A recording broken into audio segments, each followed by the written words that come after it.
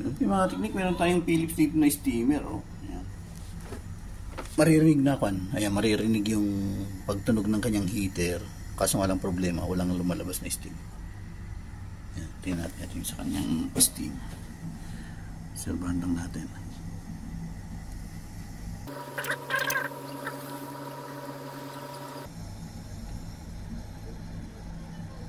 Ayan, nararamdaman yung kwan, pagkulo ng tubig. Nararamdaman ko sa kamay ko, may kumukulo, tsaka ayan, naririnig din dito. Ay, may konting steam, oh.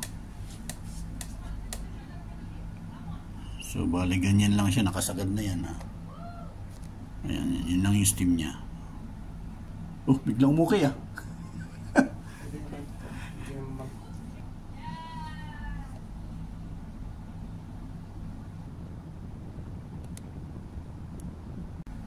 So yan mga teknik, tumigil na yung kanyang usok. Tingnan natin ulit kung babalik. Kung hindi babalik, ibig sabihin sila talaga yung kanyang thermostat. Ayan, naka-maximum na siya.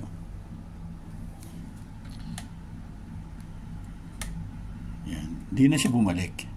So hintayin lang natin kung babalik. Ayan, pag pinipindot-pindot ko lang natin. Ayan. So halos 1 minuto na hindi na siya bumalik. So yan, pag mga ganung problema mga teknik, ang unang issue dyan, thermostat. Kasi dapat pag nagkon yung thermostat, pag na-reach niya yung specific temperature, kakat off yun eh. Pero pag siyempre magkakat off, mawala yung heating, hindi magkukonsume yung heating. Ngayon pag dumating naman yung puntong temperature niya is mas mababa dun sa specific ng thermostat, dapat mag-on siya ulit. Kaso nga lang hindi na siya nag-on. So yun ang problema. So confirm thermostat. So gumagana yung thermostat pero palyado na.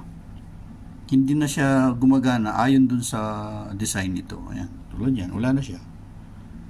Okay, so buksan natin mga teknik. Ito yung kanyang pinaka-wiring connectivity mga teknik. So ito yung thermostat, kung titingnan natin, nandun yung kanyang thermostat. Yan ang papalitan natin. So gumagana pa siya pero palyado na siya. Hindi siya gumagana ayon sa kanyang specific temperature. Tingnan natin kung ilang degree yung kanyang temperature.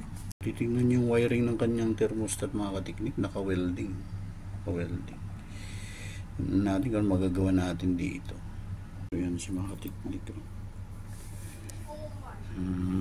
Tingnan natin kung mayroon siyang hindi ko mabasa yung kanyang specs.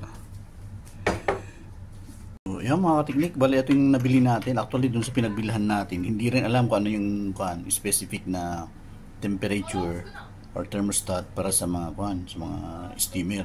Pero nung chinat GPT ko nga, ang suggestion is nasa 110 degrees Celsius. Yan, so yan, available naman itong bill. Tsaka bumili na lang din tayo ng connector na ganito. Dahil wala tayong pang welding eh. So sa pamamagitan ng connector, tapos lagyan na lang din natin ng isiring cable tube. Kasi pag ang connector ito, hindi pwede ang tingga yung hihinangin. Kasi nga dahil heater yun eh, heating element. So sobrang init, pwedeng malusaw yung tingga. Kaya gagamit lang tayo ng connector na lang na ganito. Tapos i-crimp natin. Okay? So dito siya mga teknik. Medyo madugo pang gagawin natin dito kasi naputol na yung kanyang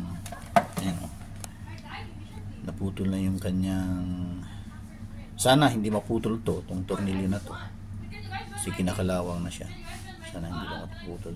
Okay, gagawin natin mga teknik. Tingnan nyo yung kanyang medyo kinalawang, kaya lagyan natin WD-40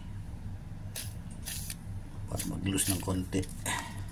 So plus shrinkable tube para yan, lighter natin. Yan, lighter.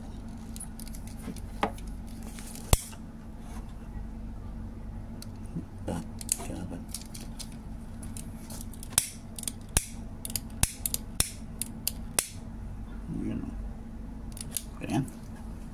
Pag uminit naman yan, dinikit na yan. Okay. Tapos yung isa naman ay ito para dito sa isa. Okay. So bali ito na siya mga teknik yan. Ang remedyo lang natin talaga ganito dahil wala tayong pang welding. Pero sana naman in the near future magkaroon tayo ng pang welding para mas mapapagaan yung ating trabaho. Mapapadali.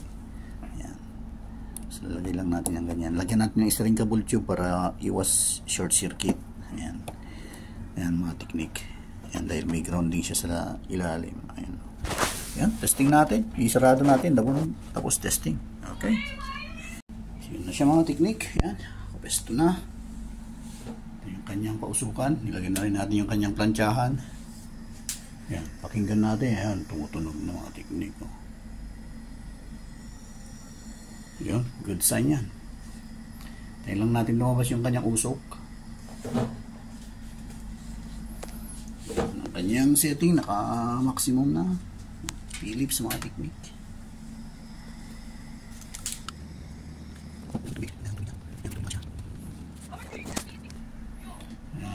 Unti-unting usok ng mga teknik. Ayan na. Ayan no. Okay, hintayin natin. Hintayin natin tumigil, mawala yung usok ng konti. Tapos kung babalik, yan. Ayan na mga teknik. Humuhusok na mga teknik. Praise God.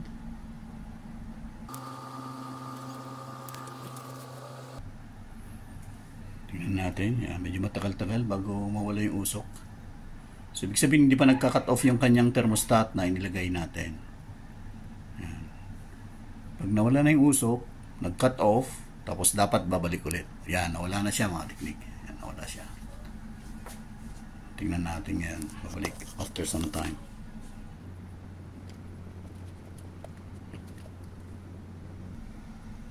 Yan, bumabalik siya mga teknik. Ayan. Ayan o. Dinig na dinig yung kanyang tunog. Ayan. So, yan ang problema kanina. Hindi siya bumalik. Yan siya bumabalik siya. So, ibig sabihin, nakuha natin yung kanyang problema, yung tamang problema. Praise God. And thank you Jesus sa karunungan at naayos na. So, hanggang dito lang tayo mga teknik. At ayan, huwag natin kalimutang i-subscribe si Teknik Langbay. Ganun din sa ating Facebook page na Teknik Lang. So, more power sa inyong lahat and God bless.